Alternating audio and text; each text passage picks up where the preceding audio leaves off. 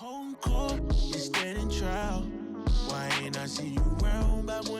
mean, growing up in Compton, California, and especially, I just had, like you said, we had a lot of Compton people on the show. But me growing up on Compton music, LA music primarily, what was life like for you in Compton? Life was smooth for me, man. Coming up in Compton, I grew up in the Paru neighborhood.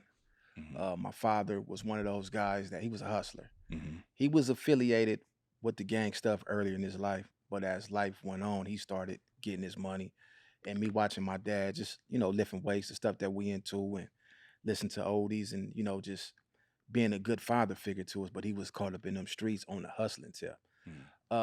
Me growing up in the Paru neighborhood was different from growing up in the Crip neighborhood. It was more family oriented with those guys when I was over there.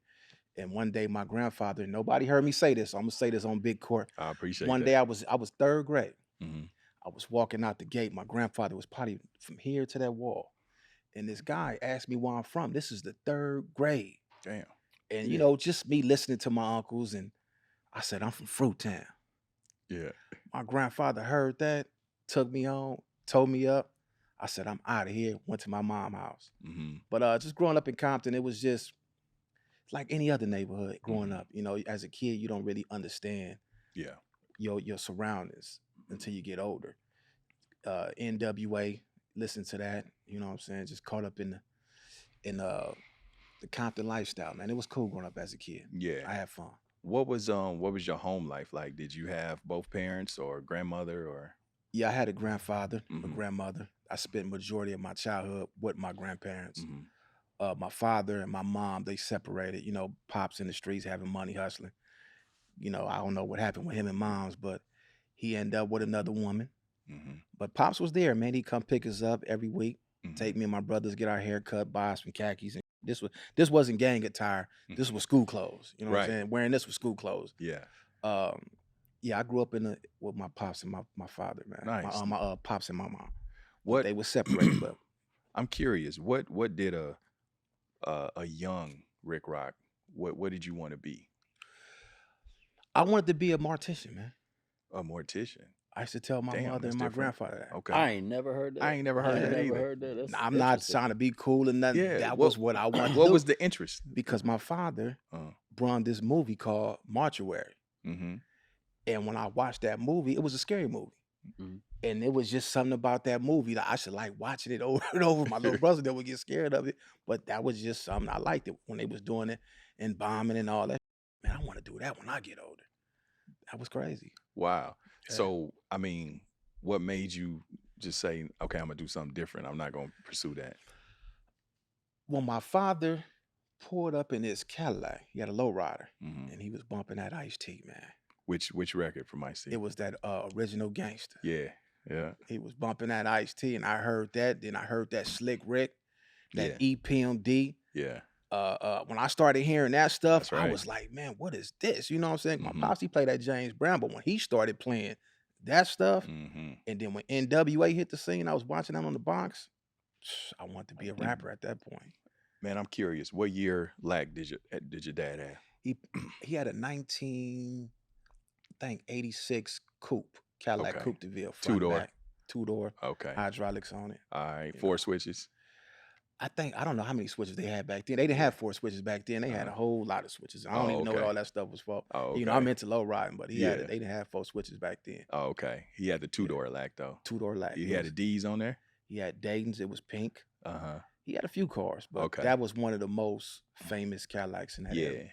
The reason I asked is because I always wanted my first car. One of my second car was a Cutlass. I had a 84 Cutlass 2-door. And I had 10 switches on it. But I always wanted a 2-door Cadillac coupe, but I wanted with the 90s kit.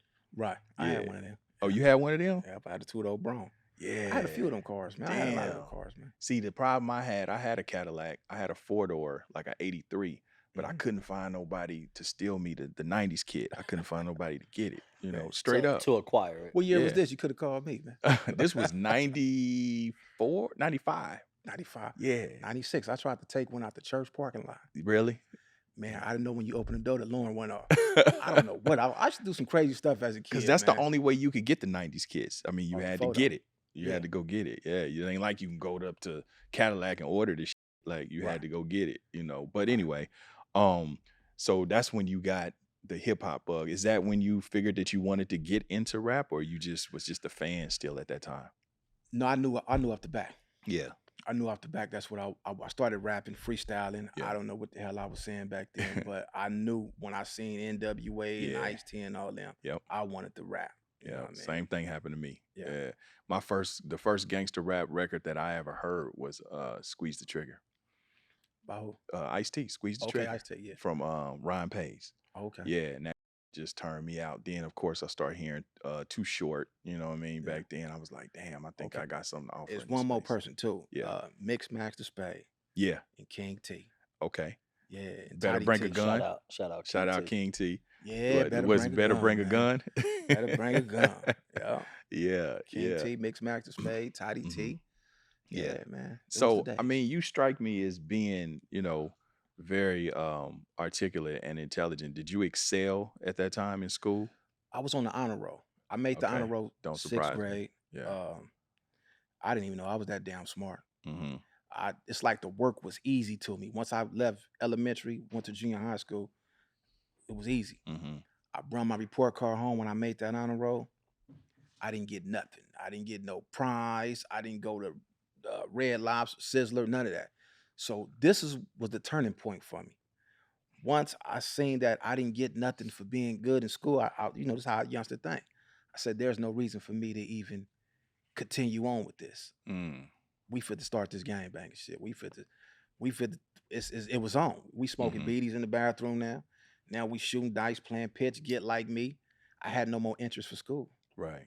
Wow. So you was just innately a recalcitrant, just going against the grain. Right.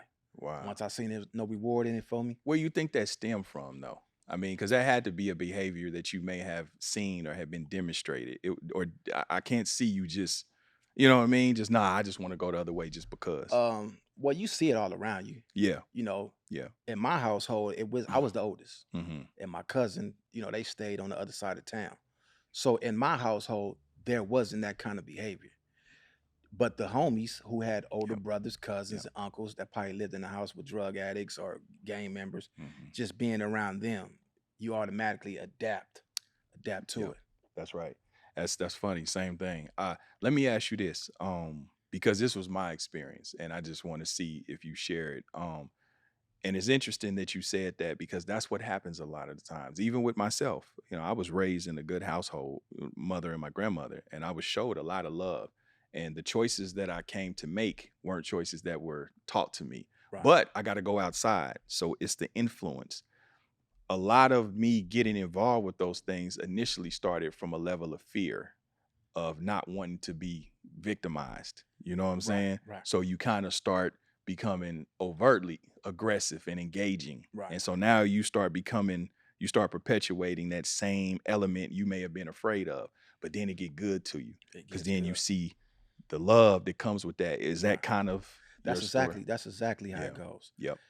Coming up, you don't want to seem like you the buster. Yep. You know what I'm saying? You want to fit in. I think we all had that problem.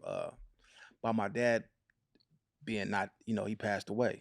My stepfather, good guy, good dude. He tried his best to fill my pop's shoes, but you know how we is. You ain't my father. You know what I'm saying? And going outside to the neighborhood and hanging with the fellas, and I wasn't a big guy back then. I was the oldest. So yeah, you're gonna meet the older guys that's older than you. You're gonna catch a few, you're gonna get down, and you didn't want to seem like you was just that soft guy. Yep. Yeah. So at what age did you officially jump off the porch to where you really start banging the hood? 13, I started, but when I turned 14, that's when it became its own.